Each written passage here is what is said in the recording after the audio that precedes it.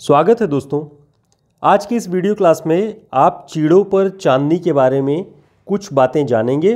चीड़ों पर चांदनी निर्मल वर्मा जी का लिखा हुआ यात्रा संस्मरण है।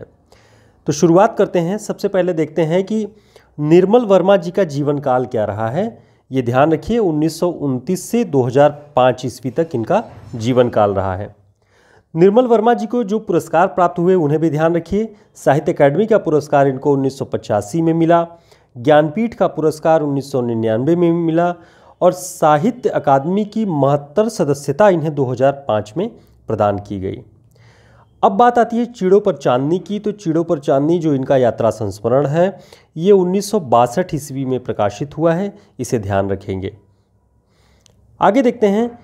इस पुस्तक के यात्रा संबंधी लेखों को उन्होंने मुख्यतः 3 शीर्षकों के अंतर्गत रखा है। यानी जो ये यात्रा संबंधी उनकी पुस्तक है उसमें 3 शीर्षकों के अंतर्गत उन्होंने अपने लेखों को विभाजित किया हुआ है। पहला जो शीर्षक है उत्तरी रोशनियों की ओर, इसमें लगभग 4 लेख हैं। तो 4 लेख इस शीर्षक के अंतर्गत हैं। उसी में चीड़ों पर चांदनी दूसरा शीर्षक है और देहरी के बाहर, ये इन 3 शीर्षकों के अंतर्गत उन्होंने अपने इस यात्रा पुस्तक को और उसके लेखों को व्यवस्थित किया हुआ है। आगे देखते हैं। प्रश्न है रोती हुई मरमेड का शहर नामक शीर्षक लेख किसने लिखा है। ऑप्शन राहुल सांकृत्यायन, निर्मल वर्मा, यशपाल, रेणु। तो इसका सही उत्तर है निर्मल वर्मा। निर्मल वर्मा जी ने जो उनकी पुस्तक का चीड़ों पर चांदनी का पहला शीर्षक हमने बताया उत्तरी रोशनियों की ओर, उसमें रोती हुई मरमेड का शहर नामक एक लेख है। ये निर्मल वर्मा जी का है, ध्यान रखिएगा। इसके बारे में महत्वपूर्ण बात आपको बताते हैं कि इस यात्रा संस्मरण में उन्होंने कोपेनहेगन की यात्रा का वर्णन किया हुआ है। यानी जो ये रोती हुई मरमेड का शहर शीर्षक लेख है उनका, उसमें उन्होंने कोपेनहेगन की यात्रा का वर्णन किया हुआ है। कोपेनहेगन जाने से पूर्व निर्मल वर्मा प्राग शहर में 2 वर्षों तक रहे थे, जो कम्युनिस्ट देश था। तो कम्युनिस्ट देश से यानी प्राग शहर से कोपेनहेगन जाने के कारण उन्हें रहने में, उन्हें होटल लेने में तमाम तरह की असुविधाएं हुई। उसका इस पूरे के पूरे लेख में रोती हुई मरमेड का शहर में दिखाई पड़ेगा। तो ध्यान रखेंगे, कोपेनहेगन जाने से पूर्व प्राग शहर में 2 वर्षों तक रहे और प्राग शहर कम्युनिस्ट देश था। उस समय जो युद्ध की परिस्थितियां थी, इस कारण कई सारी कठिनाइयों को उन्हें सामना करना पड़ा। अगला प्रश्न देखते हैं इसी यात्रा संस्मरण से कि कोपेनहेगन की स्मृतियों को याद करते हुए निर्मल वर्मा किसकी स्मृति को बचा लेने के लिए प्रयत्नशील दिखाई पड़ते हैं। यानी जब वो कोपेनहेगन की स्मृतियों को याद करते हैं तब उनमें भी किसी एक की स्मृति को बहुत अच्छे से बचा लेना चाहते हैं। वो कौन था। ऑप्शन थोरगिएर, बी एंगुई, सी प्राग शहर में बिताए हुए कष्टपूर्ण समय और डी कोपेनहेगन का तिबोली शहर। तो इसका सही उत्तर क्या होगा। इसका सही उत्तर है एंगुई। एंगुई नाम का व्यक्ति जो कोपेनहेगन में उन्हें रहने के लिए होटल दिलवाता है, लंबे कद का होता है, आयरलैंड का रहने वाला।